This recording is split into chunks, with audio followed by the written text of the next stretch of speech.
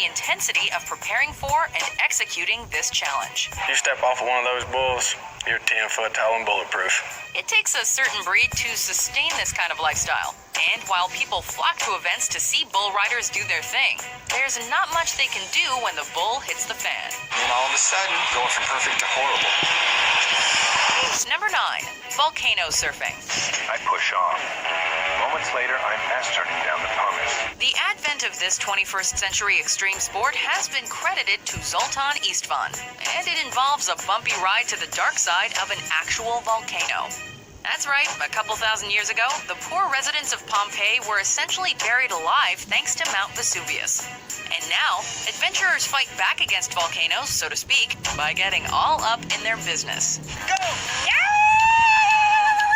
Times have changed, of course, but one must always be aware of getting all carved up by chunks of ash and flying debris. Oh yeah, the explosive lava is something to think about as well. Number 8, ice climbing.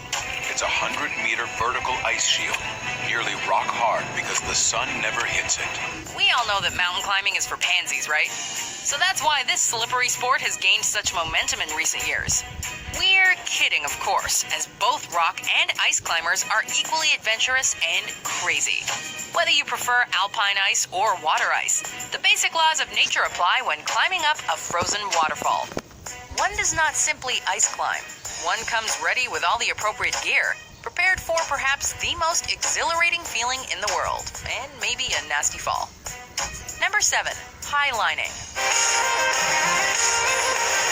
Some of you may already highline on a daily basis, but probably not quite like this. My name is Philippe Petit. I'm a wire walker. Featured in the 2015 film The Walk, highlining is the form of slacklining that is done at challenging heights. This sport requires some intellect when setting up the anchor points, and of course, one must be in tip-top shape and be able to focus too, as the ultimate fail would be plummeting to your certain death. It's only been since 2010 that slacklining has really become popular, particularly in the form known as tricklining, and it builds on the examples of past high-wire artists for more creative expressions of freedom.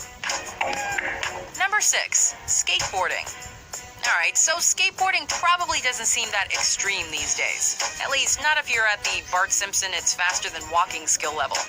But every self-respecting skater knows that some broken bones are necessary if you want to call yourself the real deal.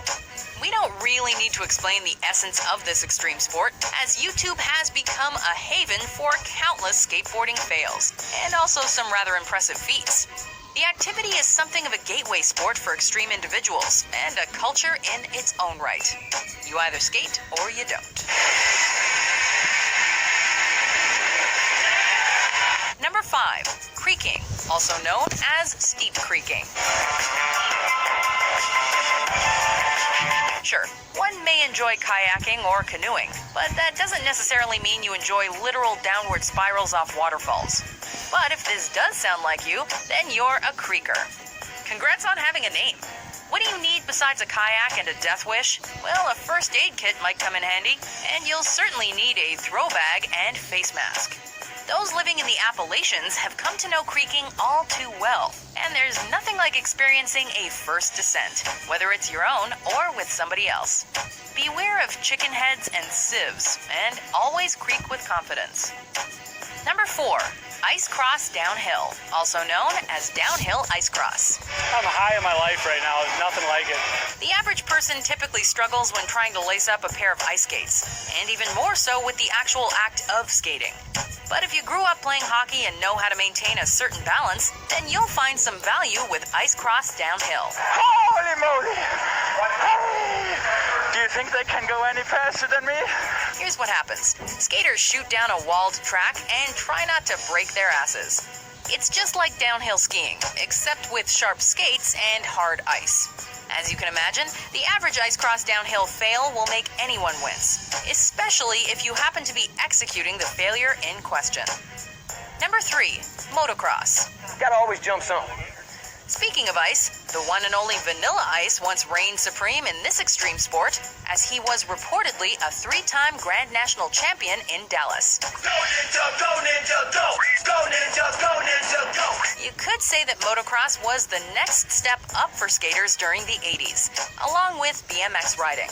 Numerous sub-competitions have emerged from this vehicular activity, whether it be freestyle, supercross, or whatever competitors come up with next. Some fly high while others keep it low, but motocross has long been a favorite among your more liberal motorcycle enthusiasts. Number 2, free climbing. Now the big question. Are you an aid climber or a free climber? Not sure? Well, if you're the former, you'll need some help reaching your destination. But if you're the latter, then you're on your own. Literally. You know, you commit, you're like, I'm doing this, here I go. But then after like a couple hours of being all committed, you're like, man, I'm tired. Sure, free climbers take the appropriate measures to prevent, death. But the point of it all centers on the trendy concept of do-it-yourself. There's always that one glance down inside of the corner of your eye. Because once you make the turn and look, you're like, oh man, I am high. When you're a kid, you climb trees, but if you're an experienced free climber, you reach a bit higher. Some question the motivation of free climbers, which does make sense, but perhaps you just don't understand the feeling of exhilaration. It'd be sort of like asking a gymnast what they're thinking about while they're doing the routine. Ideally, they're just executing it perfectly. Before we unveil our number 1 pick, here are some honorable mentions.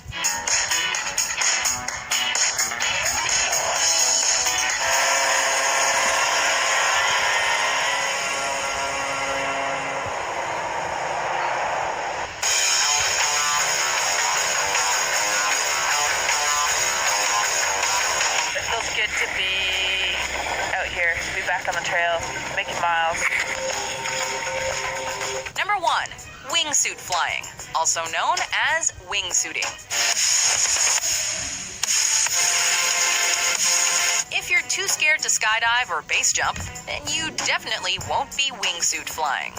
With the suit itself emerging in various forms since the late 90s, one may actually transform into a birdman, a Batman, or even a squirrel, depending on your stylistic preferences while practicing this sport.